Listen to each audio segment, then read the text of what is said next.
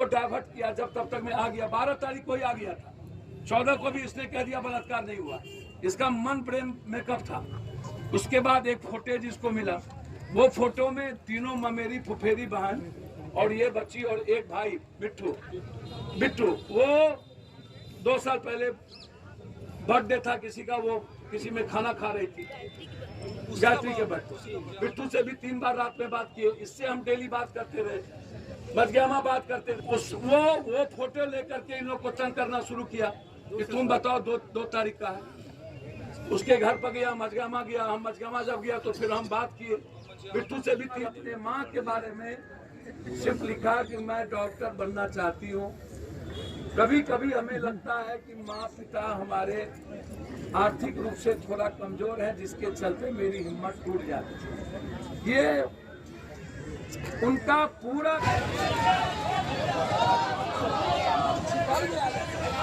मामूली आदमी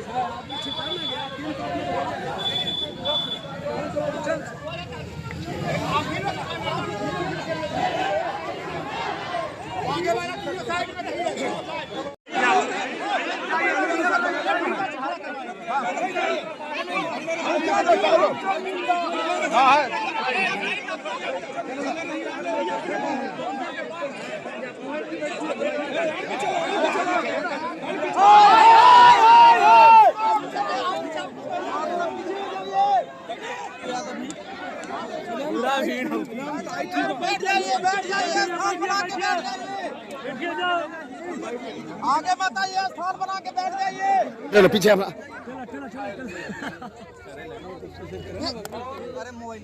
मैं 2-3 बात सिर्फ आपसे कहना चाहूँगा। आप लोग भी थोड़ा जान लीजिए इस घटना के बारे में। ये घटना है कैसे? देखिए, 2 बात आप सब लोग जानिए। पहले सुन लो बेटा। शांति बनाइए रखिए। मेरे बेटी के डायरी में किसी भी एक लड़के का टेलीफोन नंबर और किसी भी लड़के का जिक्र मेरी बेटी ने डायरी में जो भी चीज लिखी है वो उसने कभी जिक्र नहीं किया कि मुझसे किसी का प्रेम है या मैंने किसी से बातचीत की। उन्होंने अपने परिवार, अपने माँ के बारे में सिर्फ लिखा कि मैं डॉक्टर बनना चाहती हूँ। कभी कभी हमें लगता है कि माँ पिता हमारे आर्थिक रूप से थोड़ा कमजोर है, जिसके चलते मेरी हिम्मत टूट जाती है। ये उनका पूरा डायरी उलट के देख लिया गया। एक लड़के का एक टेलीफोन नंबर न तो उसके टेलीफोन में है, न तो उसके मोबाइल में है, न तो कॉल लोकेशन में है।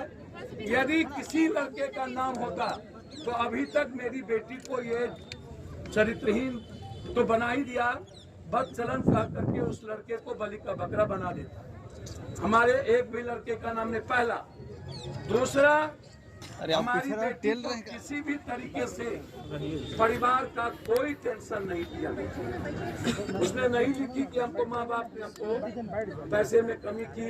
उन्होंने यह लिखा कि हम कमजोर परिवार से हैं, लेकिन पैसे में कमी की इस तरह की कोई चर्चा उन्होंने नहीं की। तीसरी चीज, हमारी बच्ची 3 बजे गई हॉस्टल, माँ छोड़ी 3 बजे 5 तारीख से लेकर दूसरे दिन 3:40 में उसका बेहोशी का एक लड़के के हाथ गोदी में जा रही है। पुलिस ने 2 बजे का FIR में लिखा है कि बेटी को हम 2 बजे ले गए। हमारी बेटी 3:40 पर वीडियो में है कि हॉस्टल से निकाला जा रहा है, 2 घंटा पीछे। चौथी चीज, नीतू मैडम 5 तारीख के 9:30 बजे से लेके 10:30 बजे रात तक, 11 बजे रात तक, कटिहार की भी उसमें 2 बेटी थी। उन्होंने हमको फोन किया। हम लोगों को 10 बजे रात में सभी लड़कियों को रूम से बाहर निकाला गया। उसके पिता ने कहा आप हमारा रिपोर्ट करिए, बेटी को छोड़ दीजिए। हमने उनके पिता को वीडियो पर लाया। उन्होंने कहा 10 बजे निकालने के बाद पहली बार ये आई थी और सबसे पूछी कि तुम लोग सोए क्यों नहीं हो, तुम्हारा लैंप क्यों बंद नहीं है, लाइट क्यों जल रहा है। सबको डांट के सुला दी।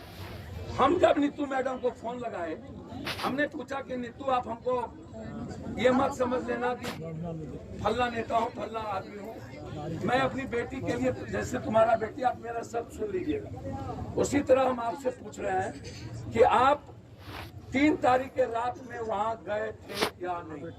हमको वो कहती है कि हमको याद नहीं। हमने कहा आपको याद नहीं है? बोला नहीं, याद नहीं है और कभी हम आते नहीं है। जब झगड़ा होता है तो हम दूसरे हॉस्टल के इंचार्ज हैं, तब हम यहाँ आ जाते हैं। दूसरे दिन वो वीडियो में दिख रही है कि नीतू मैडम वहाँ है, 9:30-10 बजे से वहाँ है। एक झूठ, 2 घंटा पहले लगे, 2 झूठ।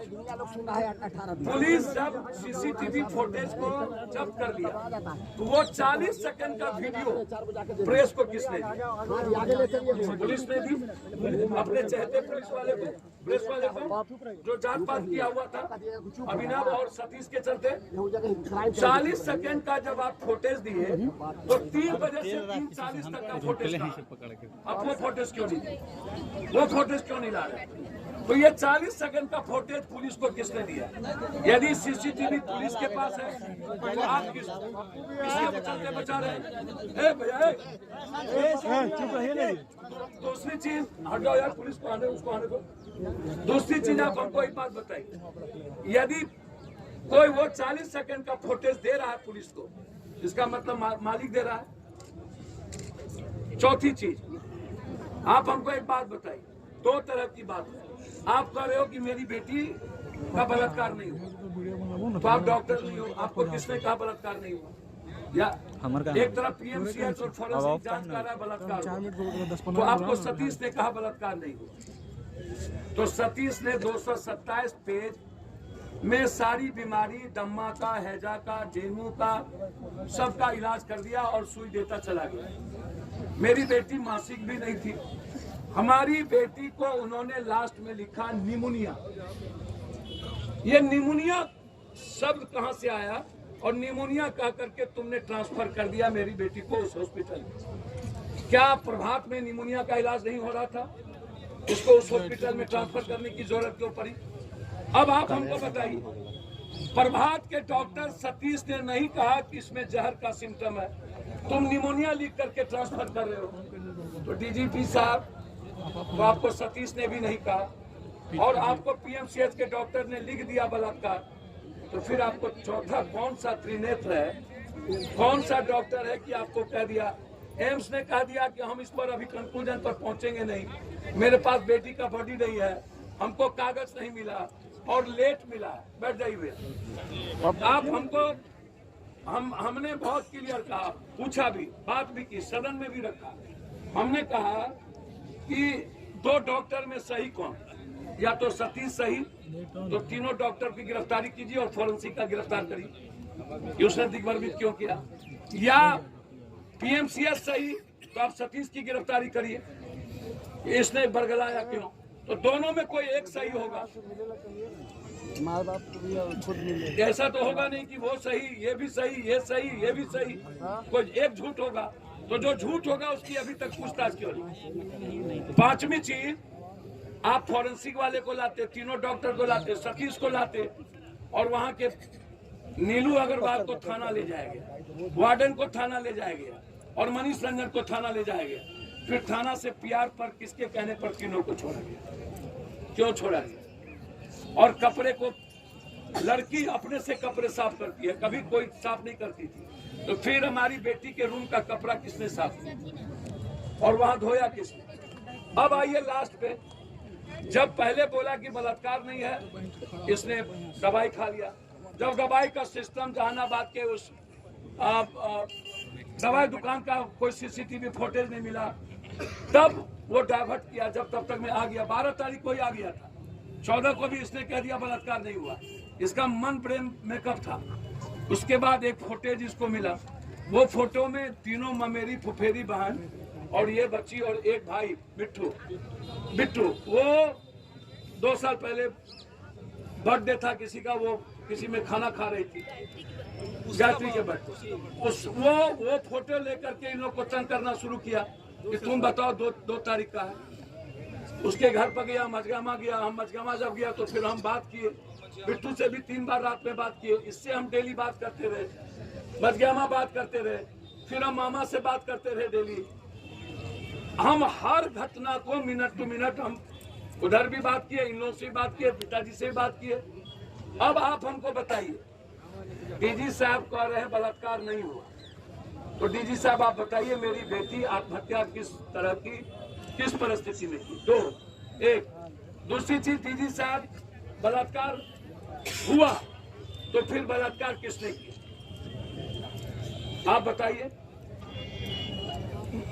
कोई तो किया, ए किया, बी किया, सी किया, कोई तो किया। या आप बताइए मेरी बेटी का कोई दोस्त है, आप वो भी नहीं बताए। आप बताइए मेरी बेटी कहीं बात करती थी, आप वो भी नहीं बताए। आप कोई कॉल डिटेल नहीं निकाला, और आपने मनीष रंजन को आपने रिमांड पर नहीं लिया। आप उस वार्डन को आप गिरफ्तार नहीं किए। आप तो फिर इतनी बड़ी घटना के बाद अब आप हमारी बेटी के चरित्र पर दाग लगा और हमारे समाज और इस परिवार को आप खत्म करना चाहते हैं। ये क्यों और काहे? आत्महत्या आपने कैसे कहा? सीआईडी और एसआईटी दोनों टीम लगातार शुरू से लेकर के अंतिम तक परिवार को ही तंग किया। मनीष रंजन के साथ उनका कॉल डिटेल, मनीष रंजन ने सबसे पहला दीदी कह दिया था कि हम देहरादून में थे, तो पहला झूठ तो उसने उसी दिन बोल दिया कि हम देहरादून में थे, तो साफ है मनीष रंजन इन्वॉल्व। और नीतू कह रही है मैं नहीं था, और वीडियो में दिख रहा है साफ है नीतू भी इन्वॉल्व है। नीतू उसी हॉस्टल में रहती है, मेरा फेस टू फेस देखा हुआ है। नहीं, मैं वो नहीं कर रहा हूँ, उसका तो हम वीडियो लिए ना। जी, हमने उसी पूछा, हॉस्टल में रहती है सर। हमको तो किसी लड़की ने बताई। नहीं, हम 2 साल से नहीं, वही देखते मैं वो नहीं कर रहा हूँ। मैं कह रहा हूँ कि नीतू मैडम उस रात 9:30 बजे सारी लड़कियों को रूम से क्यों निकाला जी? और मेरा सीधा है वो सीसीटीवी फुटेज 3 बजे से लेकर 5 तारीख को 3:40 तक कहाँ है? और चौथा चीज, जब हमारी बेटी 8 बजे 9 बजे तक रूम से नहीं निकली, तो क्या 3 बजे तक किसी ने हमारी बेटी की सूझ नहीं दी कि हमारी बेटी रूम में क्या कर रही है? किसी ने खोज नहीं किया। और अंतिम चीज मैं आप लोगों को बता दूं, बैठ जाइए। जब इतनी बड़ी घटना घटी तो आपने पुलिस को नई जानकारी देके क्यों लेके चला गया? और आप परिवार पे अभी फोन था उसको खबर नहीं करके दूसरे को क्यों खबर किए? तो ये 2 मैटर आपको पुलिस को पहले खबर करना चाहिए और पुलिस को बुलाना चाहिए, दूसरा पेरेंट्स को खबर करना चाहिए। जबकि पहले पेरेंट्स का ही नंबर डायरी में नोट होता है। तो इसमें सतीश डॉक्टर, सारे पुलिस पदाधिकारी और 5 नेता जिसका पैसा लगा हुआ है बुद्धा डेंटल में, इसमें और हम नहीं बोलेंगे, बहुत सारा नाम है। बताइए बापू भैया, बहुत लोग हैं। बापू भैया खुलासा कीजिए। 5 नेता का रसूखदार बेटा, हम लोग भी तो जाने सर। हम लोग जाने बहुत ज्यादा मैडम लगातार ये लड़ाई हम याद करिए लड़ रहे हैं हम मुजफ्फरपुर के उस घटना से, बालिका गृह से, जिसमें सारे नेता को का वीडियो था और दैनिक भास्कर का पूरा आप देख 10,000, 20,000, 40,000 और पूरा चुनाव नेताओं को उसने कहा है कि मैं भेजा। बोलिए ना, ऐसे से बोलिए। हम तो नहीं बोल रहे हैं, दैनिक भास्कर या और रिपोर्टर कह रहा है। तो इसीलिए कुछ सांसद, कोई मंत्री और एक पटना का विधायक जिसको ये चुनाव लड़ने के लिए पूरा पैसा दिया, और उसका टेलीफोन नंबर क्यों नहीं जांच हो रहा है? और अभिनव का टेलीफोन नंबर क्यों नहीं जांच हो रहा? अभिनव क्यों गए? थाना का सीसीटीवी क्यों नहीं निकल रहा है? और उस विधायक ने फोन किया छोड़ने के लिए नीरू अग्रवाल को, क्यों फोन किया थाना प्रभारी को? रोशनी हॉस्टल के लड़का को धमका जो रही थी, उधर का क्यों नहीं हो रहा मंत्री विधायक का? मैं अब क्या बोलूं, बस हमारी एक ही बात है, मैं आपको धन्यवाद देता हूं। पहले तो मैं माँ को दिल से कहता हूं, आप झांसी की रानी हैं, आप घबराइए नहीं माँ, मैं आपको सच कह रहा हूँ। आप रोइएगा तो हम लोग कमजोर पड़ जाएंगे।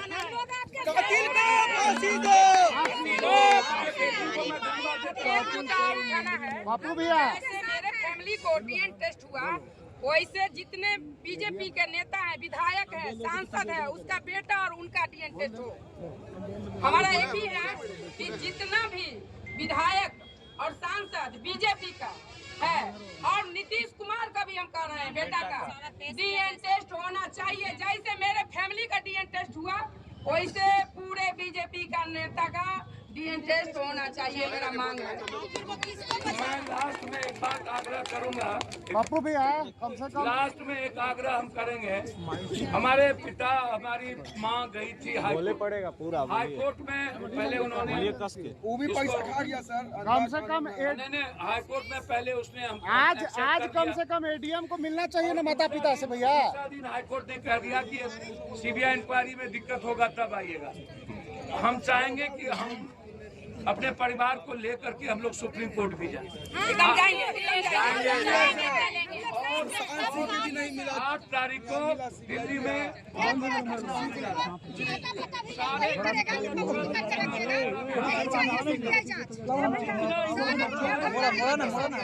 अरे पीछे से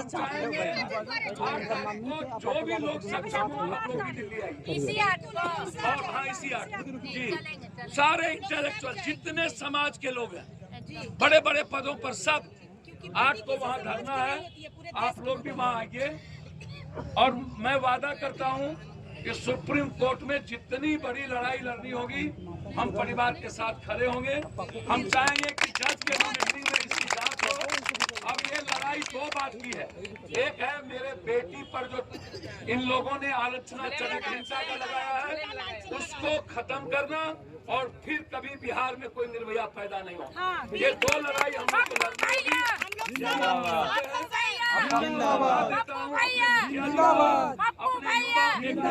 अपनी माँ को, अपनी बेटी को, अपने गार्जियन को और पूरे जहानाबाद के हर समाज के लोगों को कि आपने बड़ा दिल दिखाया है और ये लड़ाई बहुत दूर तक जाएगी।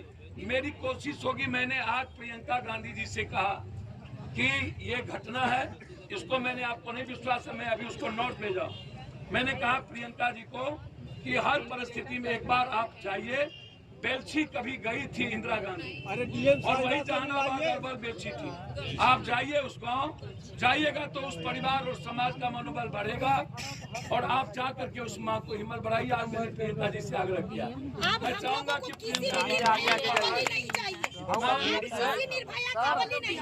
अभी डीएम से मिलना है। इन्हीं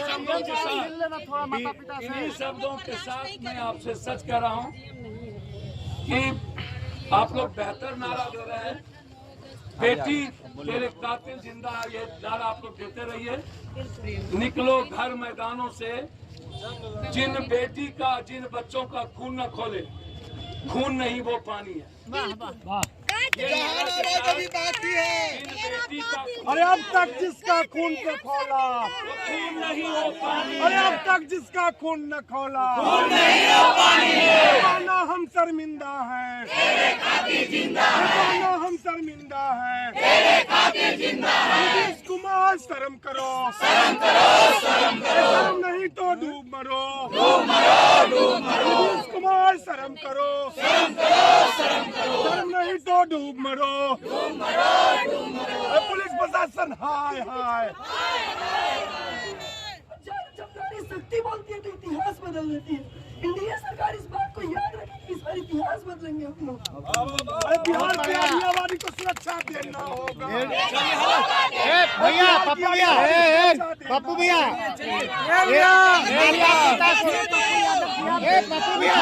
पप्पू भैया, पप्पू भैया,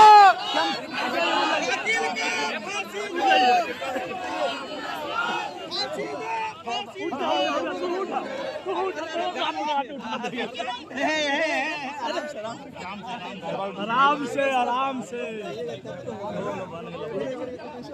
एडीएम साहब से कम मिलवा दीजिए ना माता पिता को। नेताजी के उठाइए।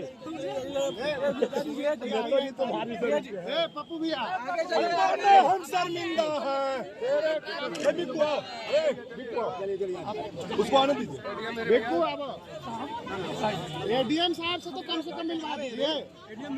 एडीएम साहब हमारे पास हम माता पिता को मिलना चाहिए। नहीं सर,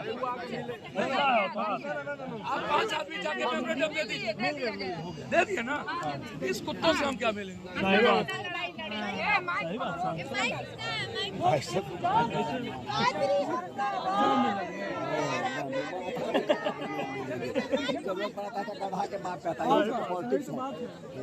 जहानाबाद की जनता जिंदाबाद, पप्पू यादव जिंदाबाद। शेरे बिहार पप्पू यादव जिंदाबाद लगाइए ना।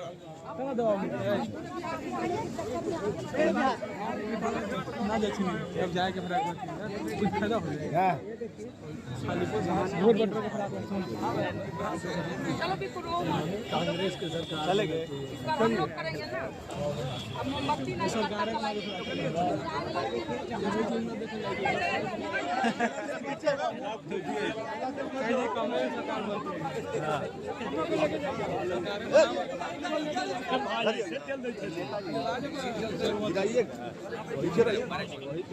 पीछे कहाँ आप थोड़ा ढाका दे रहे हैं? कुछ नहीं यार भाई, कभी कुछ नहीं।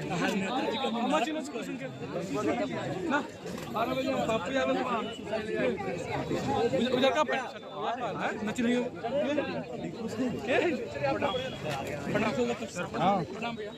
हम लेगा तुम्हारा देश जीते हम ले लेना साथ में हमारी टीम में चल ले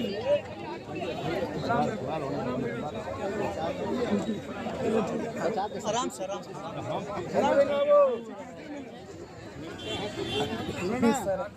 हेलो कहाँ गई हो?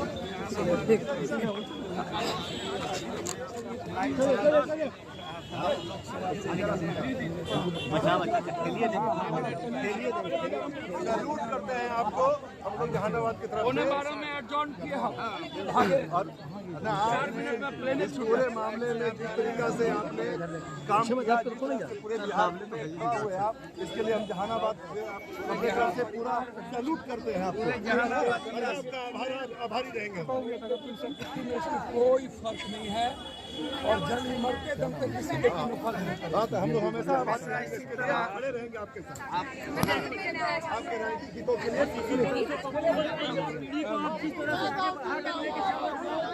इसके लिए आप जहानाबाद जिंदाबाद जिंदाबाद।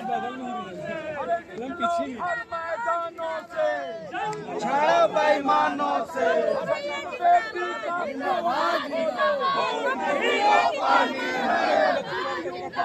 खून न खोले, खून नहीं अब पानी है। जिन युवा का खून न खोले, खून नहीं अब पानी है। अरे लड़के लेंगे आजादी, अरे मर के लेंगे आजादी, आजादी, छीन के लेंगे आजादी, आजादी, लड़के लेंगे आजादी, मर के लेंगे आजादी, अत्याचार के आजादी, अरे जहानाबाद मांगे आजादी, अरे बेटी मांगे आजादी, अरे युवा मांगे आजादी, अरे भैया मांगे आजादी, अरे बहना मांगे आजादी, हम क्या चाहते आजादी। I want justice. I want Justice. I want Justice. I want Justice. I want Justice. Justice. Justice. Justice. Justice. Justice. Justice. Justice. Justice. Justice. Justice. Justice. जिंदाबाद जिंदाबाद। अब चल रहे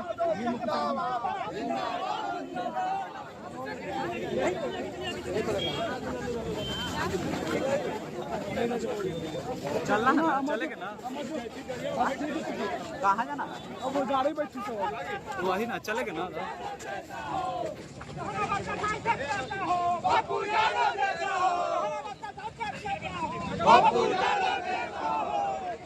पूरा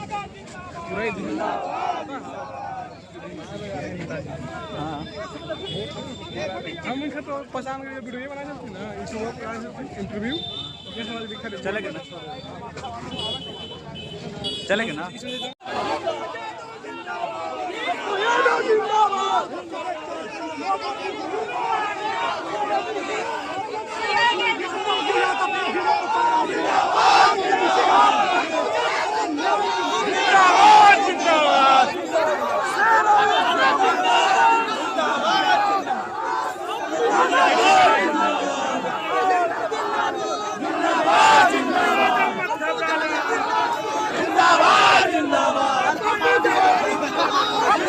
पप्पू यादव जिंदाबाद जिंदाबाद जिंदाबाद पप्पू यादव जिंदाबाद जिंदाबाद जिंदाबाद पप्पू यादव जिंदाबाद जिंदाबाद जिंदाबाद पप्पू यादव जिंदाबाद जिंदाबाद जिंदाबाद तानाशाही नहीं चलेगी जिंदाबाद जिंदाबाद पप्पू यादव जिंदाबाद जिंदाबाद जिंदाबाद पप्पू यादव जिंदाबाद जिंदाबाद जिंदाबाद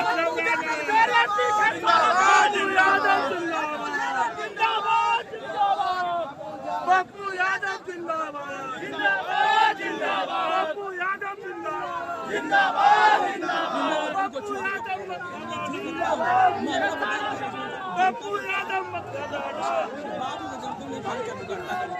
पप्पू यादव